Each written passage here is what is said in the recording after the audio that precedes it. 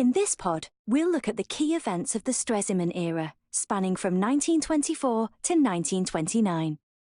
The Stresemann Era is often thought of as the golden years of the Weimar Republic. The name refers to Gustav Stresemann, who was appointed as Chancellor in 1923. Though he only held the position for a few months, he remained in government as a leading minister until 1929. During this period, he made significant and positive changes within the Weimar Republic.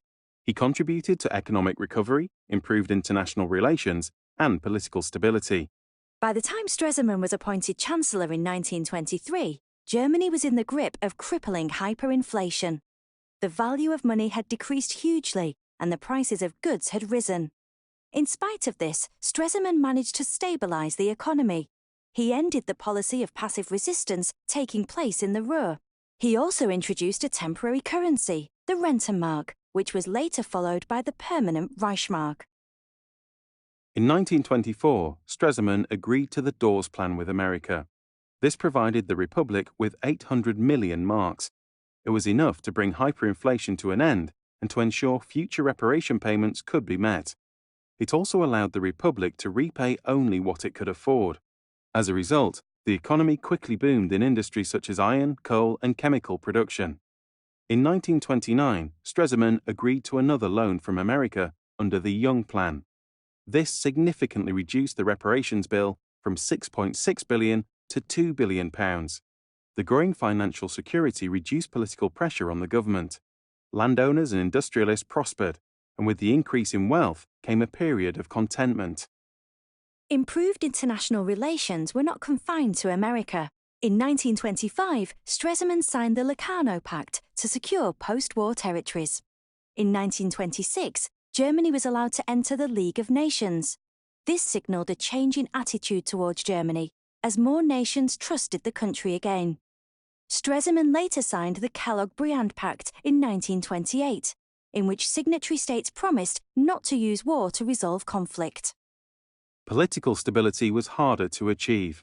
Stresemann hoped to unite the Weimar government through his international success. This failed to happen, and there were 25 governments in just 14 years. However, during the period of 1924 to 1929, the governments were more settled. Following the 1928 election, there was a rise in the number of pro-republic parties in government, including the Social Democratic Party of Germany. This was the first time the SPD had been elected in the government since the disastrous year of 1923. It showed that people had restored their faith in pro-republic parties. Though many agree that 1924 to 1929 was a golden period in German politics, it was far from perfect. In fact, some historians have called the period an illusion of stability. There were major weaknesses that would cause serious consequences in the 1930s. Stresemann was aware of the carefully balanced nature of Weimar's economy and its reliance upon American loans.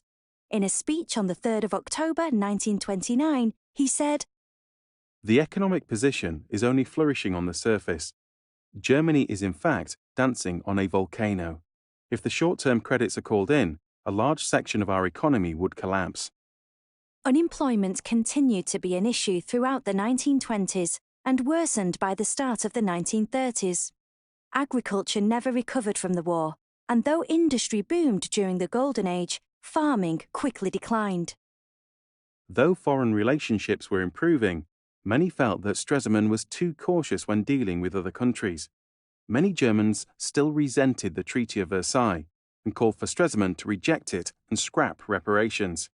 Furthermore, the number of governments entering the Reichstag was still very high. Coalitions found it hard to work as a united team. Some historians have pointed to politicians being unwilling to compromise as the main cause of the Weimar Republic's failure.